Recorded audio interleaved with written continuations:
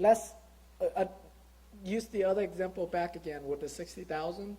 If they said, at least I'll take the 60,000, and they have a lot of equity. So let's say they own it free and clear, and they say, I need at least 60,000.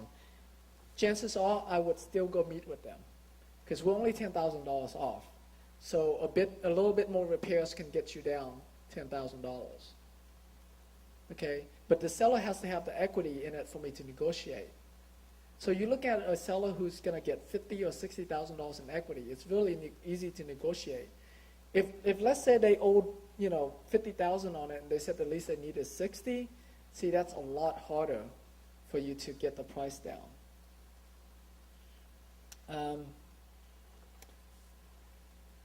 Okay, let's go to.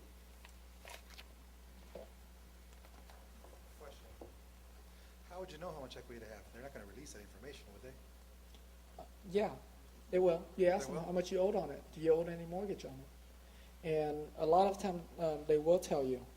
It depends on how you built your rapport with them. If you don't know, okay, if they just won't tell you at all, most of the sellers will tell you. But if they don't, you can kind of guess based on the property information that you pull up on them, and when they bought it, how much they bought it for, how much loan was on it, and you can kind of guess. So that's how you determine the equity amount. Tim, depending on your margin here, it could be anywhere from 65 to 85%. How are you going to know which figure to use when you're trying to establish your Mayo? Okay, great question. There's different margins for landlords and contractors and rehabbers. It's just like how you have to understand your sellers, you have to understand your buyers. Okay, and so when you have a property, you gotta know who would be my ideal buyer for this property. For example, in moderate income neighborhoods, which is houses between $90,000 to $125,000, you can almost immediately say, I can easily sell this house to a landlord. On the other hand, in your low income neighborhood, really ugly houses, then you can say, I'll probably have to sell this to a rehabber. And so if I sell to a rehabber, chances are I'll probably have to sell it at only around 70% of value. And you have to understand too, it has a lot to do with the value of the home. 70% of a $60,000 house, is not, their profit margin is not that great. But rehabbers that do in those neighborhoods, in those low-income neighborhoods, they by the time it's all said and done, they fix up and retail the house. They want to make at least $10,000, but they would be happy to make $15,000 on the deal. Yes, sir. On a foreclosure, how can you wholesale it? You need a contract, or you need to buy the house before you? I don't quite understand your question. Let me make sure I understand it. In a foreclosure situation. Exactly. When you go to the bank or whatever, you get it on the contract, or you have to deal. Are with you them buying from the bank, or are you buying from the seller? From the bank or from the mortgage company, whatever. Okay, if you're buying a foreclosure property from the bank, meaning it's a bank-owned property, meaning they had already foreclosed on the house, Yes. bank will make you buy the house. They will not let you assign your contract. And if they know that you're double closing, they will not let you do that either. So you will have to be the one that close on it. And you will double close it, you just don't let them know. They have no reason to know. Okay? Does that answer your question? Okay, great. All right, does everybody understand about the margins?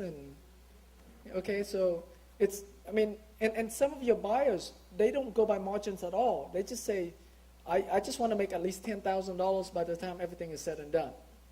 So you backtrack those numbers, and that's how you determine how much you need to buy it for. Okay. So once you get all the seller information, you get all the property information, go to the page after 55, and you basically you have all this stuff filled in, and then you calculate what your mail is going to be, and you calculate what price you need to be buying it at. Okay, and right in there I put the margin of 65%, but you can change that to whatever margin that it's going to be. It's very rare that I have to wholesale a house at 65%. In low income area, it's often that I wholesale at 70%. In moderate income areas, it's rare that I have to wholesale it for less than 80%. Okay, so I'm always pushing for more, for 85.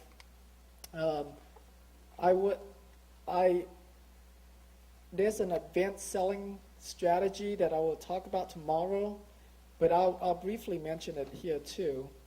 One way for you to be able to sell for more, especially to rehabbers or to contractors, is a lot of these rehabbers and contractors, their goal is to get into the house as light as possible and fix it up and retail it. They don't mind to pay you more in the back end. So let's go back to this example. Okay, instead of wholesaling it to this contractor at $60,000, for example. Let's say I want to wholesale it to him at $70,000. So I would make my $20,000 wholesale fee instead of 10. And let's say that the hard money lender that you hook him up with, or the private lender that you hook him up with, is only willing to let him borrow. So you're trying to sell it for $70,000, and the hard money lender would only let him borrow $60,000. So he doesn't have $10,000 to pay you. So what you then do is say, hey, look, here's what I'll do. I will be willing to carry back a second on that $10,000. So now he'll be in it with no money because the hard money lender will lend the $70,000. You get your $10,000 wholesale fee up front. You carry back a second with, say, 8% interest, no payment until balloon, which happens in 6 months or in a year.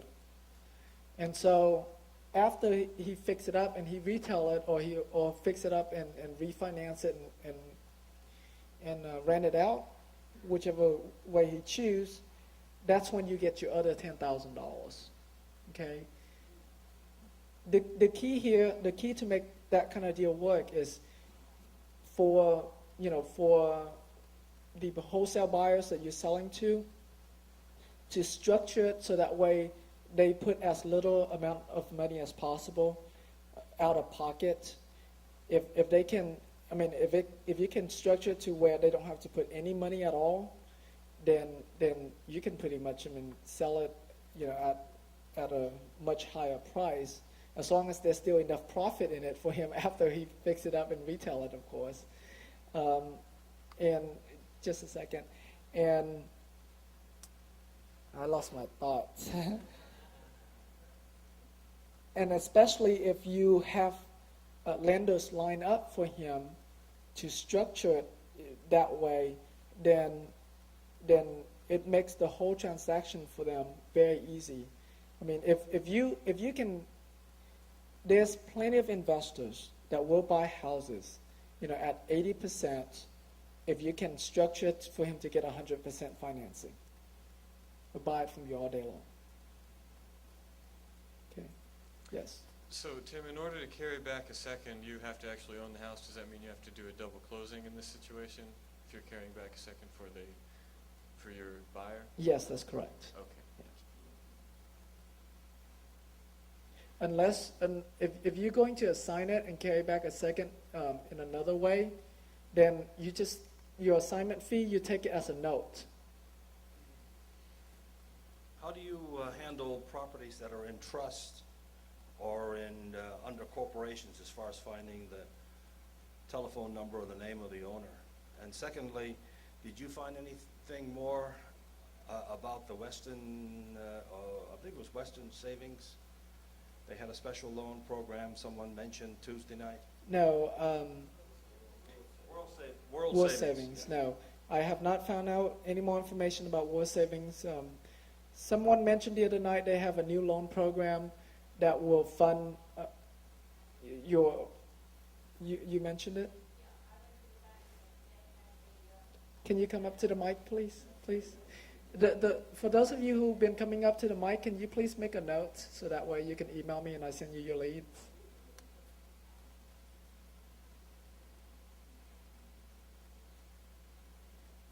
I like that. That's a good reward system.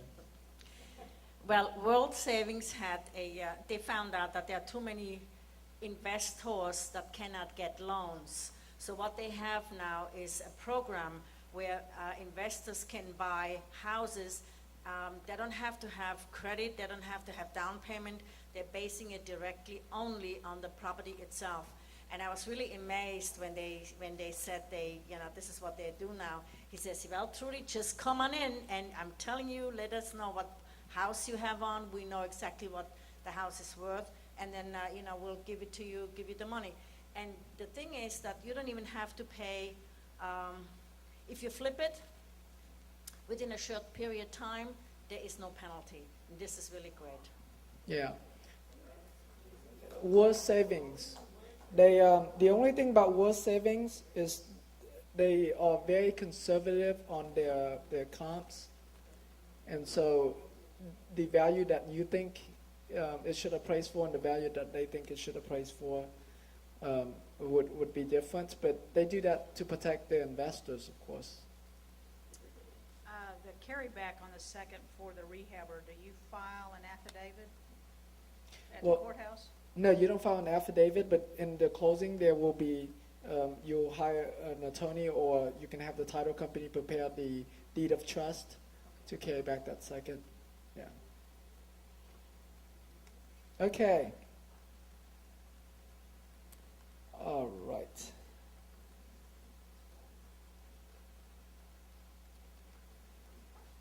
Meeting with the seller, section 5.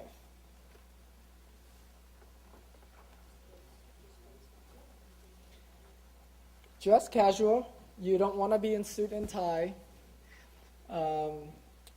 because you don't want to intimidate these sellers, okay? I mean, most of these sellers are very normal people. There's plenty of times where I go out there in shorts and sandals. That's okay. And and so just casual. Bring your flashlights, bring your digital camera, and you should always have a contract with you as well. And when you're out there, you want to take pictures of everything. So before you go in the house, you take pictures of the front, the side. You walk all around. You look for. Basically, you're doing like an inspection of the house, and you're looking for any cracks on the wall, any damage to the siding or windows. You look at the if it's on a slab, you look at the foundation to see if there's any crack in the slab. And so you look for all those things. You look for if there's any especially after it's rained, see if there's any pots of water. That means that it has drainage problem.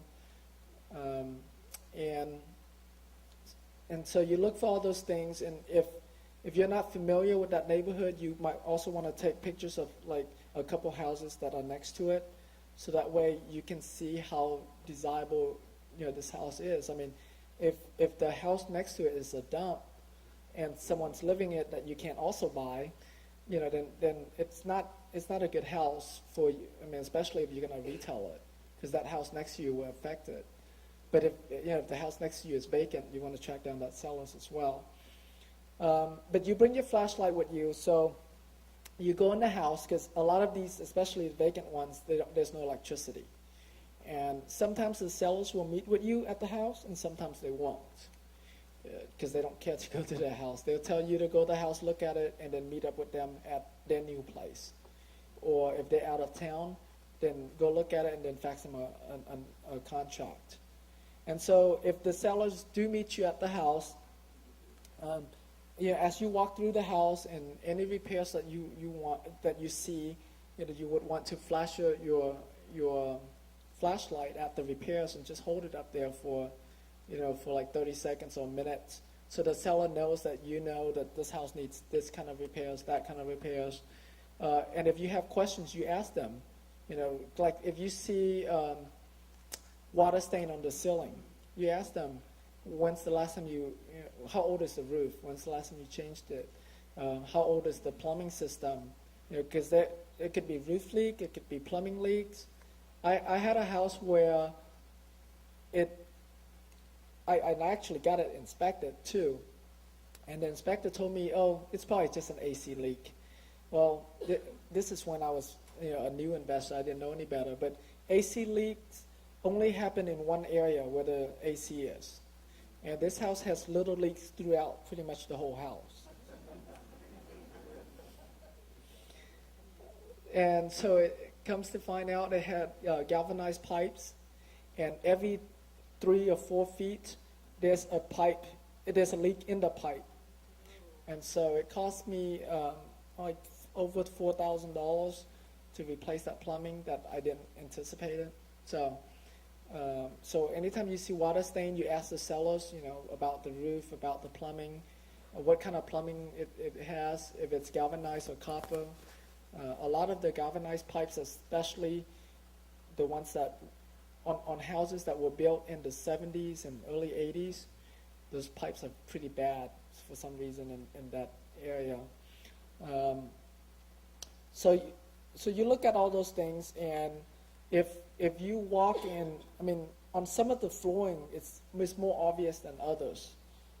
And so, you can see that, or you can feel that it's kind of slanted in a certain area, kind of going down.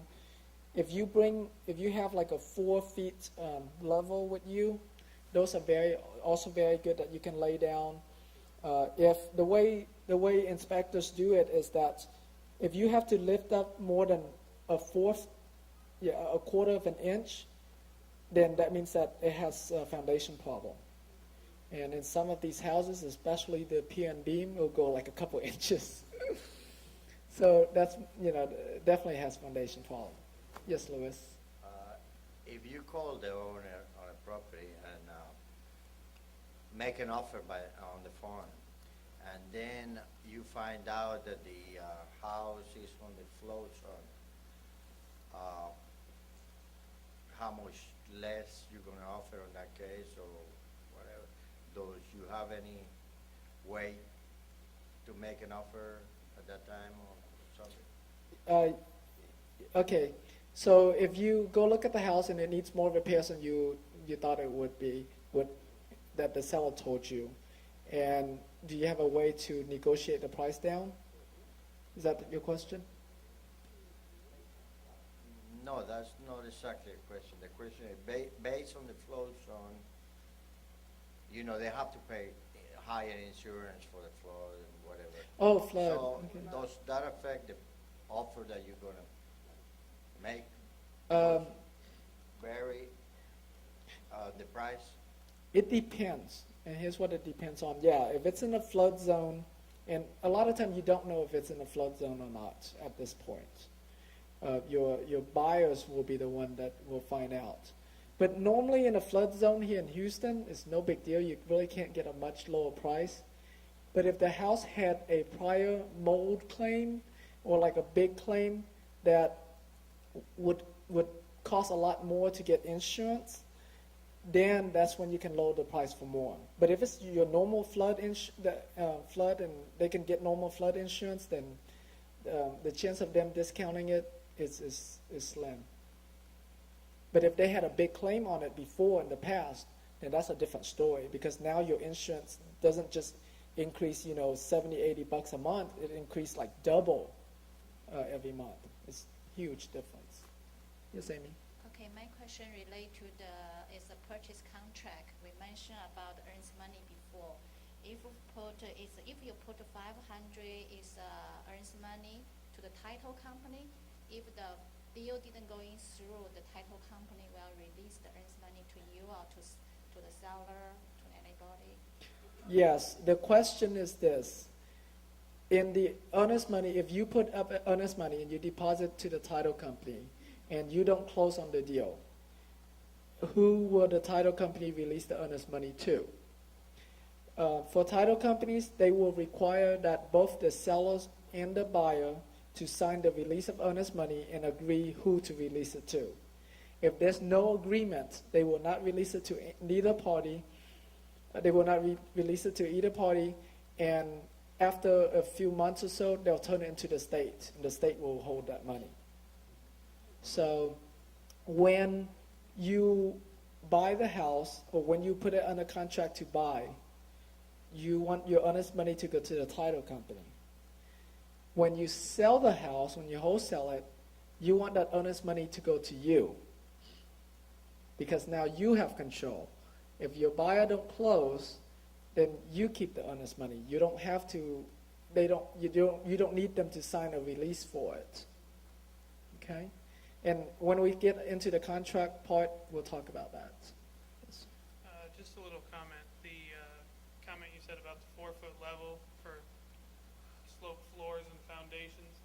Something I had heard of is just a little ace in the hole. Throw a marble in your pocket, and I said throw a marble in your pocket. If you set it down, you feel a slope. Set it down, it's obviously going to roll the way the slope goes. You don't have to carry a 4-foot level and your digital camera, and you know there's at least a problem there somewhere. It'll save you $4,000 to $5,000 in possible foundation repairs for a little marble.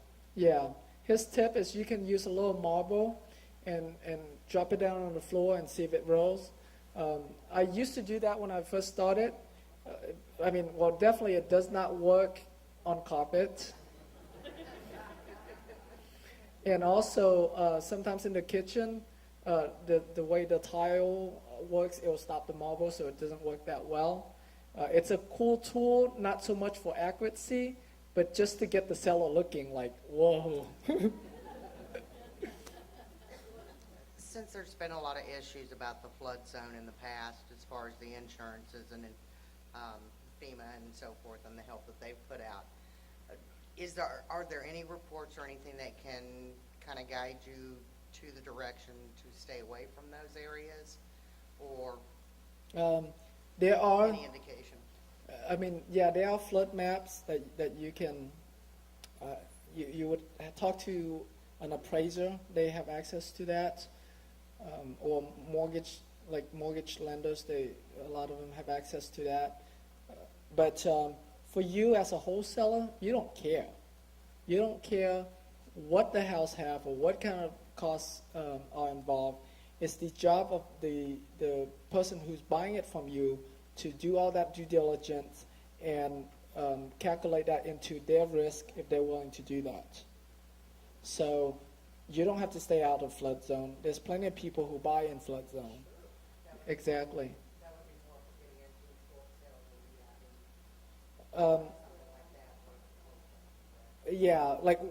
Yes, when you're rehabbing a house and you're retailing it, then yes, you will take all those things in consideration. Hey, Joe, did you have a question? Got a follow-up comment about the earnest money thing. One of the things that I found out from my title company is if your earnest money or your buyer's earnest money is up and the deal falls through, and they just won't talk to you anymore. That's usually what's going to happen, rather than them just demanding not to give it back to you. If you send a demand letter to the title company saying that such and such reason they're in default, therefore the earnest money is mine, and they send a certified letter to the seller, buyer, whoever it was, and they don't respond, after a period of time, you can get it. Okay, good tip. There you go. Good job. Okay. So always, and I mean, flashlight, digital camera, purchase and sell agreement, which is your contract. You should always have that in your car all the time. Another thing I also carry around in the car quite a bit, well, not just in the car, but with me all the time, is this little notebook here. And so, like, when you drive neighborhoods, I mean, if you don't, if you just casually going through that neighborhood and you see a vacant house, you can just write it down real quick. Or as you go through your days and you have some ideas, or you can just have a way to take notes of all those things and put it in your tickler file if you need to follow up with that or implement some new ideas and new tips. Okay, so when you go to the house, you take pictures of everything, okay? It's good for you, and it's also good for your buyers, and it's also good for the sellers to see that you know what they know the house needs. Contract tips.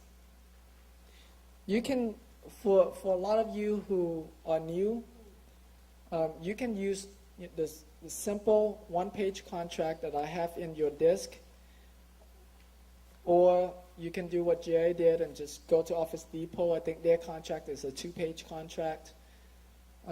That's actually the contract I first used when I first made my first offer, because I looked at the track contract and I was like, whoa, this thing got 8 pages.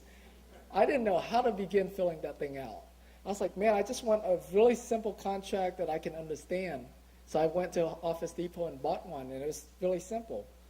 And so for a lot of you guys starting out, you don't need to use a track contract. Just use the one-page contract that I have in your disk, and just use that until you get comfortable. But tomorrow I'll also teach you how to fill out the track contract so you can use that too. What I like about the track contract instead of the single-page contract is that the track contract detailed out everything. The tax prorations, the survey, and the seller disclosures, and when they're supposed to move out. So it's a lot more detailed. It's easier for the title companies to work with because they know who will pay for what closing costs. But when you're not comfortable with using it, just use the normal one-page contract. Those contracts are supposed to be on the forms disk? Yes. I opened it up, they're not there.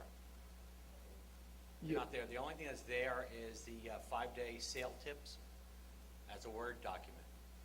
Okay. Okay, so I just wanted to bring that to your attention, if we can get them emailed to us or Okay, then I'll another email desk. to you. Yeah, okay.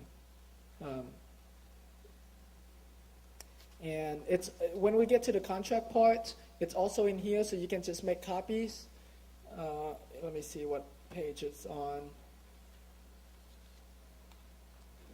Tim, when you're selling it, and you're wholesaling it out, you still use that 2-page, or should you go to the 8-pager for that? If you're not comfortable with the 8-page, you just use the 1 or the 2-page contract. Even when you're selling it? Even when you're selling it. Okay. Once you're comfortable, then you use the 8-page track contract. Page 68. Oh, okay, yeah. In section 8, after page 68, you see the one-page purchase and sales agreement. Very simple. The key is this, okay? The key is for you to not, get overwhelmed with all this information and get scared of the contract and get scared to make an offer. That's why that one-page contract is there, because it's really easy. You just write down the seller name, the buyer's name, the price, and you're done, pretty much. A contract is legal just from verbal, but even if you just handwrite it on a napkin and you put seller, whatever the seller's name and buyer, your name and the price, and you have to sign it, you can even turn that into the title company and close on it. So don't make a big deal about contracts. Tim, the contract you have in the book, it's dated 1 of 03. The new contract's dated 2/16 of 06. That old contract is not valid anymore. Yeah, no. Any contract is valid. It's not whether it's not valid or not. He's talking about the track contract that I have on here. For real estate agents, they have to use the updated contracts. But for us, we can use any contracts you want. Oh, so for those of you who are real estate agents in here, or real estate brokers, you cannot use the one-page contract. You have to use the track contract if you're licensed under the state of Texas. Yes. I'm curious to know that if title companies have a problem with the type of contract that you use, if they don't care to use a certain type, that was one thing pointed out at a class that I took. Yes. The question is, does title company have a problem with you using your own contract or a contract that they're not used to? The only time when title company have a problem is if they're not clear on who's going to pay for what part of the closing costs. So let's say a really basic contract. Seller name, buyer name, price, buyer to pay all closing costs, date, sign, that's good enough. Okay? The only time when they have a problem is if they don't know who was supposed to pay for the tax proration, if there's going to be any tax proration. They don't know who's going to pay for the title policy. They don't know who's going to pay for the survey. So that's the only time. And it's not that they have a problem and tell you to rewrite your contract. They'll just ask you, well, who's supposed to pay for what?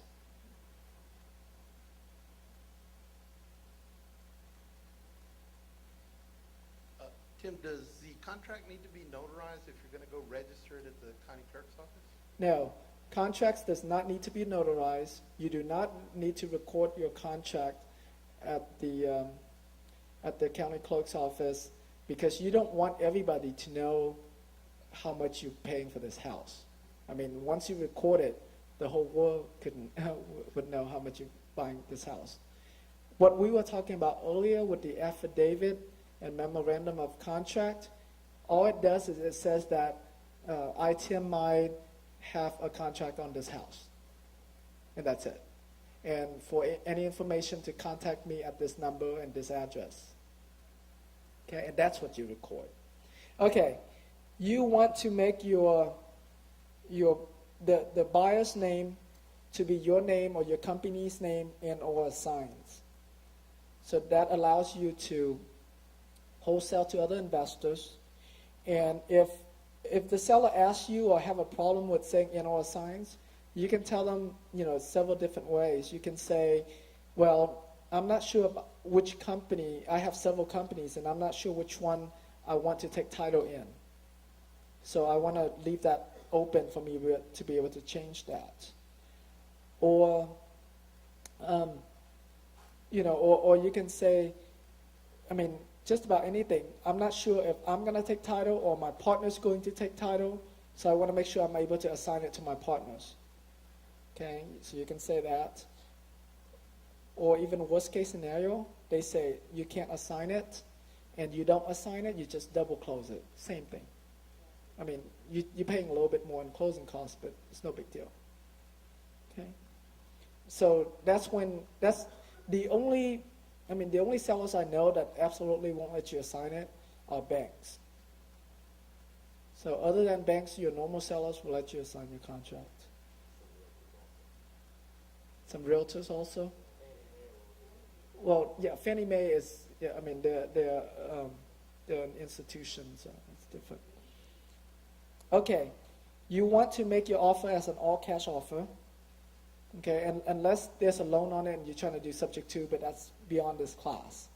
You want to make your offer as an all-cash offer. Now, it might not be your cash, but it'll be your buyer's cash. And if it's not their cash, it's their private lender's cash or their hard money lender's cash. The point being is, by the time the deal closes, the seller's going to get, a check written to them, or the money will be wired to their bank account. Tim, you said to leave the buyer blank on there. Well, then who's signing as the buyer? If you're leaving on the sorry? contract, did you say that you could leave who the buyer was blank? No, I didn't say that. What did I miss out a while ago then? What were you saying? You could leave blank because you don't know whether you're going to assign it or not? No. I didn't say to leave anything blank. I said to put it your name or your company's name and or assigns. Uh-huh. And then if the seller questions about your and or assigns, you tell them that, well, you don't know which company you're going to take title in under yet. Oh, I'm sorry, I misunderstood. Yeah. So that's why you use and or assigns. And you want to make them an all-cash offer so it looks more attractive. But the truth of the matter is, whether you're paying all cash or you're taking a loan, the seller's getting the same money. You're not asking them to carry back a second. You're not asking them to loan you money. So that's the only difference. Okay, Tim, you mentioned about the realtor have to use is 8 pages track contract. Yes. That means if you are the realtor, also you are an investor, you have a disclosure to the seller. That's correct. Yes.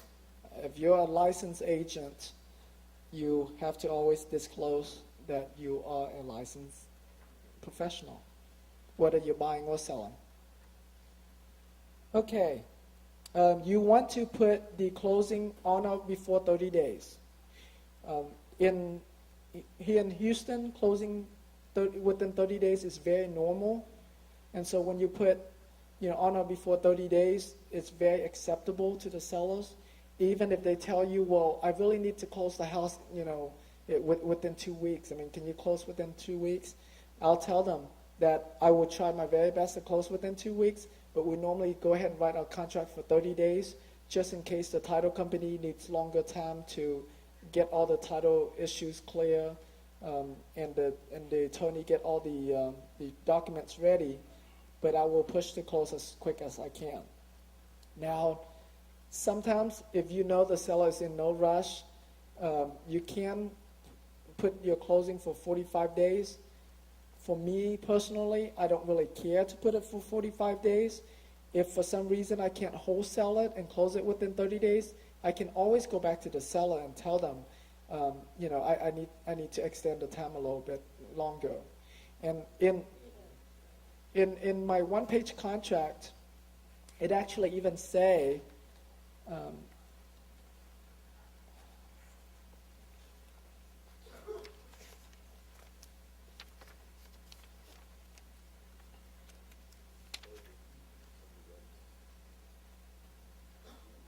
yeah, if you notice number 4 in that one-page contract, and it says that close on or before and be extended as necessary to complete all the paperwork required. There you go. And so sellers understand, I mean, especially if they have some type of liens against the property. Okay. You do want to let them know you're buying the house as is. You don't expect them to fix up the house or anything like that. But you do want a way to get out of the contract if you can't wholesale it. There's 2 things you can write in the special provisioning. You can write subject to final inspection, which is what I like to use, because I mean every sellers understand that when you buy a house, you have to inspect the house, and so I always use that. But you can also use subject to partner's approval. So, if you can't wholesale it, that means that your wholesale buyer didn't approve the deal, so you can get out of the deal. Okay? Or the same thing, subject to final inspection. Your buyer inspected the house, and the house needed too much repairs, and so they can't close the deal, and you just cancel it. Hey, Tim, if you find something in your inspection that causes you to have to renegotiate, is it better to use the same contract and just make alterations to it, or is it better to start over with a new contract? Well, you can do it either way. I'd like to just use the same contract and make the adjustments and get everybody to initial it, then transfer it to a new contract, unless we're changing something like really drastic and there's no space in the contract or something. But I like to modify the same contract. Okay, earnest money. Like I said, don't under earnest money. Don't just put $0. Just put other considerations. So if they ask you, say, well, this is just the way our company write our contract. We promise you that we'll buy your house. Yes, sir. I'll just come quick back to contract. If I have a real estate license and my wife would have a setup of doing business as, can she do the wholesaling in her name? Then you don't have to disclose because your wife is a separate entity. No, than I you. mean, that's legal. Is that legal? In her case. Yes. Even yes. though we're living in the same household, but. Yes, my wife is a broker. Okay. I'm not, and I buy and sell houses in my own name all the time, or in my company's name. The only time when your wife, and here in the state of Texas anyways, the only time when your wife have, I guess, equitable interest in your property is for your homestead. But like all these investment properties that you be buying, which is what you're doing, they're not your homestead. They don't. You don't even need your wife to sign off when you buy and sell. Okay. So does everybody understand about the other considerations and $10 or $100 honest money? Look, if you have a good deal and you have to put up $100 honest money, are you going to do it? Yeah. Okay, just make sure you deposit with the title company. What if they want something crazy like $1,000?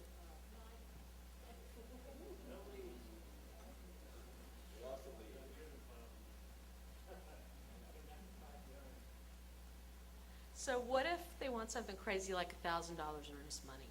Okay. The only crazy sellers who wants the crazy $1,000 for earnest money is a seller that's been talking to the real estate agent. Right. Your normal sellers don't care for it. Okay? And if they do, depending on the deal, how good it is, I'll tell them, well, we don't normally put $1,000. We normally only put $100. But if they insist on it, no big deal. Put $1,000. You already have a subject to inspection clause that you can get out and get your money back. Okay, good. Thanks. But most sellers, especially the kind of sellers you're dealing with these vacant ugly houses, they're very easy to work with. Tim, when you write in other considerations for earnest money, whose benefit is that for? Is that for the benefit of the title company or potential lender looking at the contract? No, it's just so that way you don't show zero. So it looks better than zero? Yeah. Okay. I just had a comment on the earnest money. I was told that you can tell the seller that you're making a $100 check out or whatever, but you don't actually have to send it to the title company, and I've never had them ask me for it. They just take it off at closing. Yes. The great question or comment. She mentioned that, okay, you can write down in your contract $100 earnest money, but you don't really have to deposit with the title company until closing. Well, if the deal, goes through, no big deal. If something happened and the seller tried to back out on you, then it makes your contract invalid. Here in the state of Texas, I think they give you up to 3 days to deposit your earnest money. I'm not 100% sure. 4 days? They give you up to 4 days to deposit the earnest money. And so if you don't deposit your earnest money and your seller find another buyer to sell it to, they can back out your contract because you don't have a valid contract. So But if you put other considerations, that's totally valid.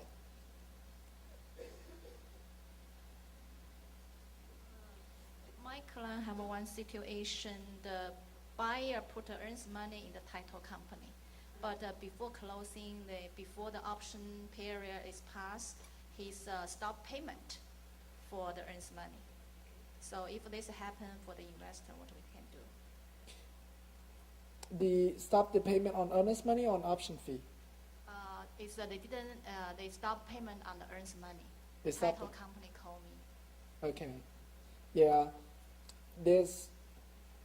You really can't do anything unless you want to sue them for non-performance. And so, depending on the deal, you might not want to go through all that trouble. But yeah. All right. So as soon as you get this house under contract, the next thing to do, and Jerry learned this, and he'll always do this every single time from now on, is to fill out the affidavit of memorandum of contract, which is in your disk, or I'll email it to you. And so you fill that out, and you can either send it to the county clerk's office. So if you go to Harris County, or wherever the county, wherever your county clerk's office is for that property, and find out how you can send it in. If you want to make sure to do it immediately, then you just drive down to the county clerk's office and give it to them. It does have to be notarized, and so, but only you have to sign that form. So you're signing a form saying that you have a contract on this property, and if there's if anybody need to contact you, here's your phone number, here's your address to do so. And you get that notarized and you record it. Anything that you need to record at the county clerk's office, you need to get it notarized. So if you don't get it notarized, you can't record it. Okay? And then after you do that, a lot of time when I get it recorded, if I go down to the courthouse, I'll go ahead and get a certified copy. After they record it, it costs $1 here for the copy here in Houston, or here for Harris County. For Fort Bend County, they'll just give you your original back, so they don't even keep it, so it doesn't cost you anything. And so I'll then fax the contract and the affidavit of memorandum of contract to the title company. So now they know I got a contract, and they also know I got this thing recorded. And then from there, the title company will open title. If you don't rush them, they'll take about 2 weeks to get the commitment back to you. If they fast, you'll get it back in a week. And if in some cases where you need to rush them, they can do it as fast as 3 days, but it depends on what kind of liens and judgments are against the seller or the property. If the property is pretty clean, then they'll get it to you pretty quickly. But if it has all kinds of title issues, or if the last time that they, that the deed was transferred was like very old. I bought some lots where the last time the deed was transferred was like 1920. Yeah. And can you imagine trying to pull up those records and do your research on those? So on those titles, they take longer than 30 days to get my commitment back. Okay? So it depends. The way title works, once they do their search like this. They first search for any liens against the property, and then they search for the sellers, if there's more than one against the property, the sellers on the property, and do see if there's any judgment against that seller. And they will go back to the previous seller if the seller that you're buying it from hasn't owned it for at least 10 years. So they keep on doing that until they get at least 10 years chain of title. Okay? And so what that means is, let's say if your if your seller that you're buying it from owned the house for 2 years, and they bought it from a previous seller, and the previous seller at the time that they bought it had a judgment against the previous seller. Now they won't give you clear title until you can track down the previous seller and get a release for that judgment against the previous seller. So, so just because your current seller and your current title is clear, that doesn't mean anything. They go back 10 years to do that. And so sometimes it can take longer. And then while they do the title commitment, you start marketing the house. So, okay. You start marketing the house. All right. So now you need to decide what are you going to do with this house? Do you want to wholesale it to another investor really quickly so that way you can get your money within 30 days? Or are you willing to get a little greedy and don't mind taking a little bit longer to wholesale it? So you're willing to work longer to find either an investor or someone who's going to buy it and live in it, and you don't mind, say, waiting 45 days or 60 days or even depending on how much time your seller give you. But it's all based on price. Some of you are concerned with where am I going to find my sellers find my buyers that will close very quickly, and the answer to that is, if the price is right, if you're reasonable, you can sell it within an hour. I mean, you can sell it within minutes. You can come up here and sell it to me right now. Okay? Especially if you're going to sell it at 50 cents on the dollar. I'll come around and I'll ask Joe Hill if he'll buy it for me at 70 cents on the dollar, and I'll make the other 20 cents, right, Joe? But it's all based on price. So, like for me, if I'm trying to wholesale a deal and I think that the neighborhood's really good, that it'll make either a really good rental property or really good retail property, and I want to wholesale up to like 87 or up to 90%, I know it'll take me more than 30 days to wholesale it. It'll probably take 45, but I'm willing to wait for it. Then you can do that too, and you can make a little bit more money. But for you guys, your goal is to make money within 30 days. So wholesale it at a price that's reasonable to just get in, get out, get paid, get your money, and move on to the next deal and repeat the process until until you're able to make enough cash flow for the month that you don't care to wholesale it within 2 weeks or 3 weeks. You can wait 6 weeks or 8 weeks if the sellers let you as well. Or if you don't mind waiting even longer to deal with end buyers, in the bonus section, I will talk about how you can do like prehabs. Prehabs is kind of like rehabbing, but you don't do everything. You either clean up the house and maybe you prime the paint and get it ready to be painted, or you do like little repairs. Or sometimes if it's major repairs like foundation problems, and you're willing to fix the foundation problem, so that way by the time your buyer buys it from you, all they have to do is put in paint and carpet and they're in. Then that's what a prehab is called, and you get a lot more money for your wholesale deals that way. But of course, now you're doing more work, and it takes longer. And I will also talk about it. Based on the speed that we're going, I think we'll be able to cover the bonus section without any problem.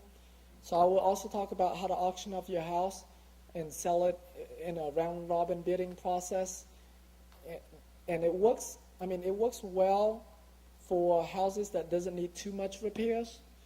And it also, when the house is going through a foreclosure, it also works very well for you to be able to sell it, quickly.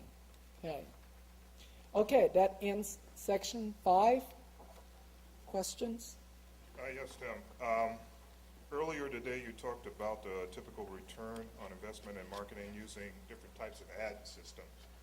like newspapers, the internet, yellow pages, billboards, etc.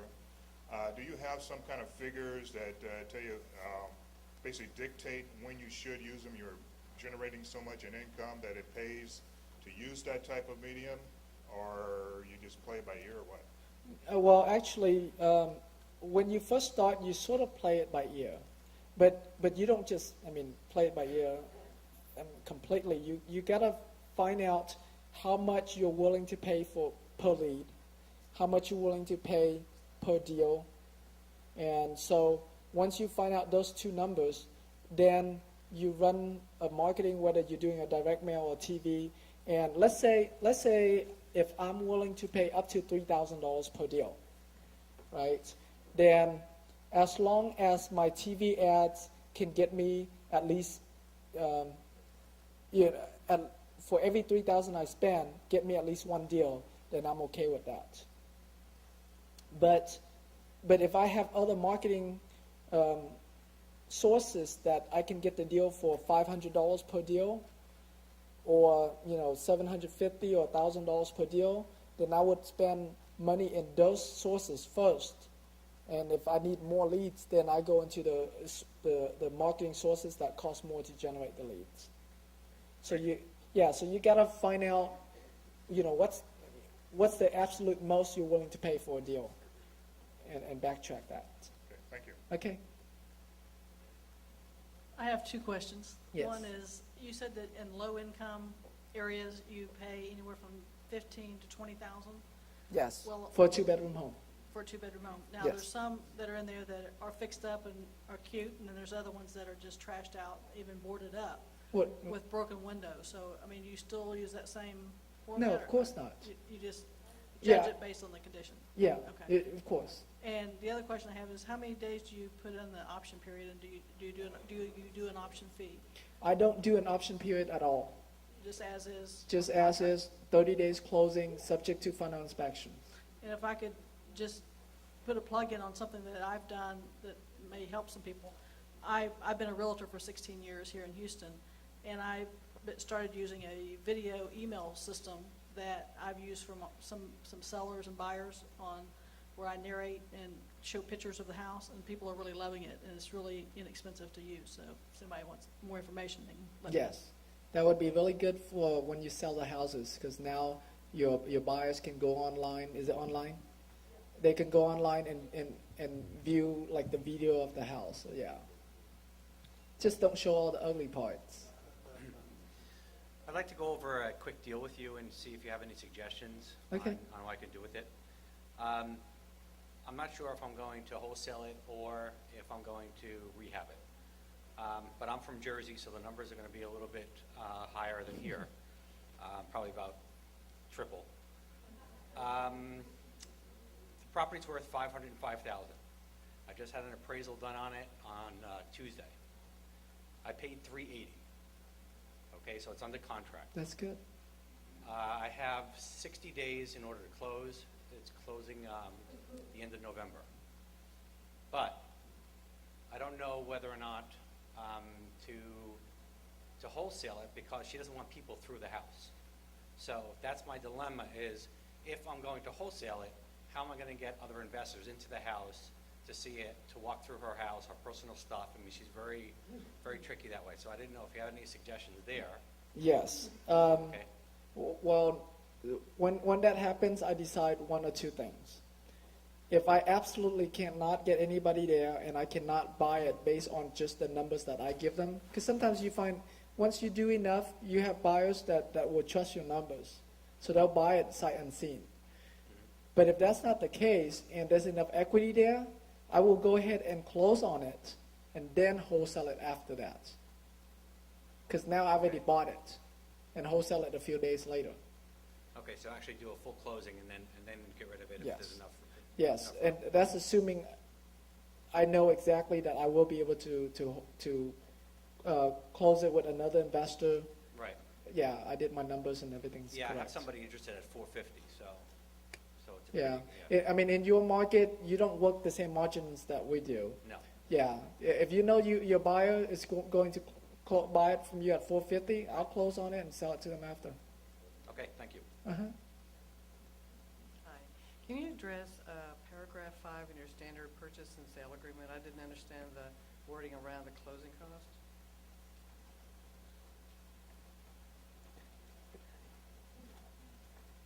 Okay.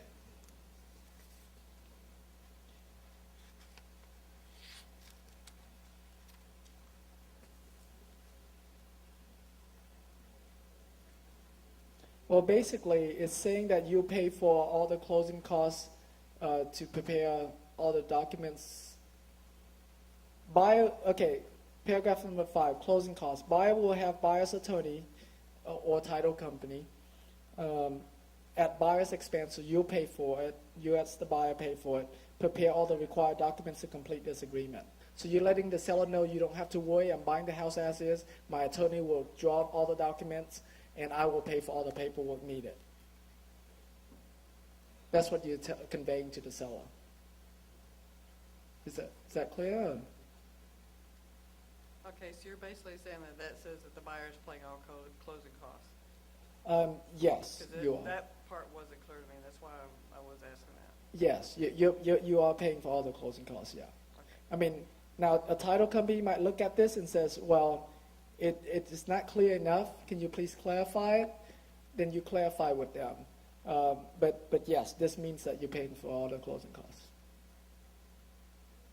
I don't know if you're going to cover this tomorrow or not, but while we're doing my homework and driving several neighborhoods, there are houses, maybe 4 or 5 houses in a row with no address. There may be an address across the street or a few houses down across the street. How do you find that specific address? Okay. In most neighborhoods here in Houston, the address increments by 4 digits. In some neighborhoods, it increments by 2. So, and also, it goes like this. This is most neighborhood, not all neighborhood, okay? When the even number is on your right side, the number will increase. The number will increase in increments of 4. So if this is, say, 102, the next house will be 104. 106, 102, 106, 110, 114, 118. The left side will be 103, 107, 111, 115. So that's how it goes. So if the even number is on your right side, then the number will increase. Now, if the odd number is on your right side, the number will decrease as you move forward. Got that? No, it doesn't necessarily go by east or west. Some neighborhoods it does. Some neighborhoods where like they make the east or west a 4-digit number, and then the north and south a 5-digit number, because you have 4 letters and 5 letters. But not all neighborhoods are that way. So if the even number is on your right side when you're driving this way, that means that as you go further down this way, it will increase by increment of 4. On the other hand, if your odd number is on your right side, it will decrease as you move forward. You got that? Yeah. So that's how you tell, and you count that. And so would that help? Okay. And in some neighborhoods, the counts is only 2. So it'll be like 102, 104, 106. But majority of the neighborhood, the counts is 4. Another thing you can pay attention to, sometimes they have the telephone pole where the house is, and the telephone pole has an address on it. It normally belongs to that house. I came across some where the addresses were actually split to some degree. I had 4 numbers. I had a 4-digit address, say like it was 3902. And then on the other side of the street, I was coming with something totally far-fetched, like 903. Yeah. To where they were not even correlating at all for the 4 or 2 digits. Yeah. So, and sometimes that happens, especially after you cross an intersection. If you're still within the same block, then the number doesn't change. But sometimes you go to the next block and the number change. Tim, how do you explain to the owner, once you sign contract and the owner, believe that you were gonna be the end buyer, and then you're gonna end up wholesaling it, assigning it to, to the whole, to a rehabber? How do you explain to them? Yeah, I mean, because Okay. they Yeah. believe that you're gonna be the end buyer. Oh, well, okay. Most of the time, without saying anything, they assume that it's either you or one of your companies buying it. But I normally tell the seller, I like to negotiate from a third-party standpoint. I don't like to negotiate that I'm the buyer. Okay? But, I mean, there's plenty of times when I negotiate that I'm the buyer too. And then when it comes time to buying, I switch it. And I'll just say that I always talk about my investors and I, or my company. And so most sellers don't question, but if they do, I just say, well, one of my other investors is going to buy it, or one of my partners is going to buy it under their name instead of mine. So you can use that. Back about the addresses, sometimes when it's really different like that, we've looked, and if you look carefully, you can see they've moved a house in, which would explain why you've got 2010, 2014, and then on the other side of the street, you've got 903.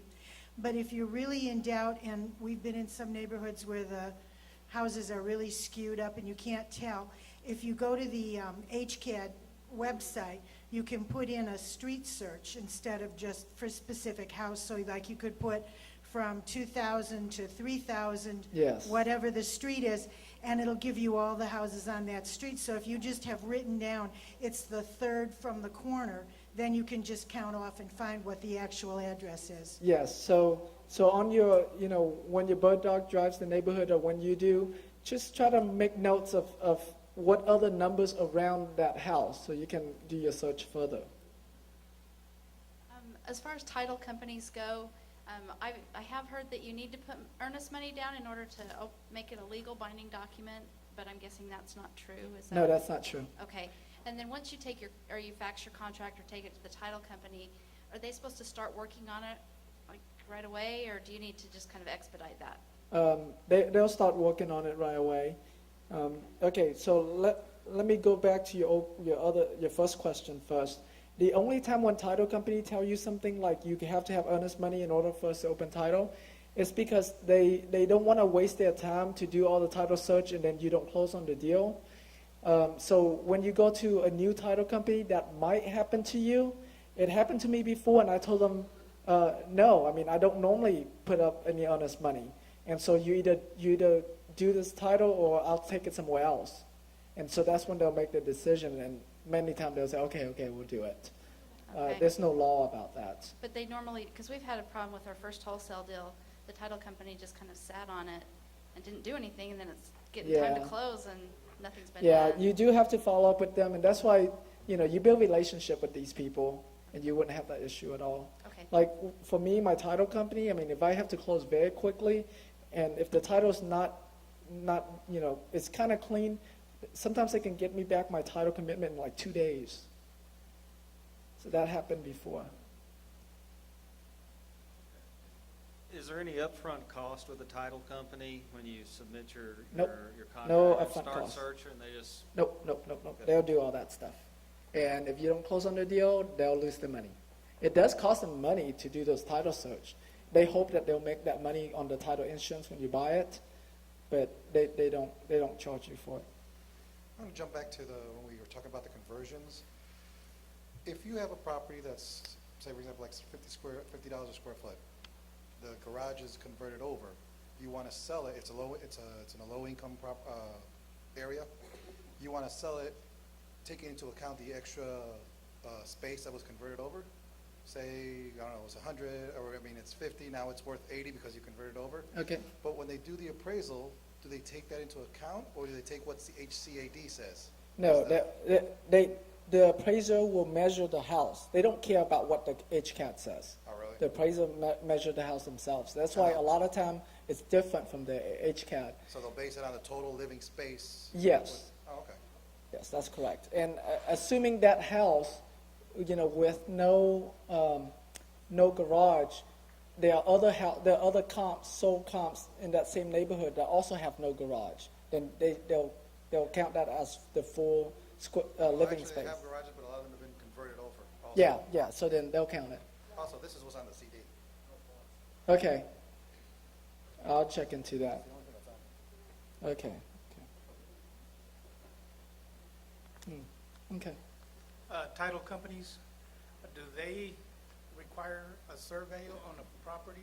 No, survey is not a requirement by the title company. It's only a requirement by either the buyer's lenders or the buyers themselves. Okay, however, if there was a realtor beforehand doing the contract, and they expired their contract, can you get a survey and all the particulars from title? I mean, if the title company requires it, or? I don't understand your question. Say a title, say a realty had the property. Okay. But it expired, they didn't sell it on there. Okay. Okay, now can you go back and maybe get? You as in the buyer? Yeah. The seller can. Oh, okay, the seller can. Yeah, because that's their property, that's their survey. Okay, so actually you don't need another survey on that No, you property? don't. Some title companies will use old survey up to 10 years. Some of them will even use survey even older than that, depending on the title company. All right. Does you have a question? I didn't know anything about the bus tour. What's, Okay. and what time, If what time will that be? It'll be at the end of the day tomorrow, and it's a bonus, so only for those who wants to come. I have a question. Mm-hmm. Okay, the assignment agreement's not in the book. Is that supposed to be on the disc? Do what? If you're going to do the assignment. Assignment? Yeah, I'm gonna have all the discs corrected. Okay. Now, if that's what your goal is and what you plan on doing, would you use the sales agreement for the purchase also with the owner of the property? I didn't understand that. Okay, the sales contract that's Yes. in the booklet, would you also use that as your sales contract with the seller? With the If you're seller. gonna, right, if you're gonna do the sign. Do you use those two, or do you, because you have to, to me, you would have to present a sales agreement to the seller. That's correct. You need a So sales. do you use that initial contract Yes, with them? with the And seller. you also do the assignment contract as well? With your buyer, yes. With the buyer? Yes, Oh, the okay. assignment is for the buyer, not the seller. Okay, well, the only question I have about that is, it appears that it states that you're responsible for all the closing costs, but as a signee, you wouldn't be responsible for that. No. Only the buyer. No, closing cost is it's a negotiable amount between you and the seller, between you and the buyer. Okay. Yeah, there's no state law that says you, the buyer, have to be responsible for all the closing costs. Right, No. so that part would be negotiable. That's correct. Okay.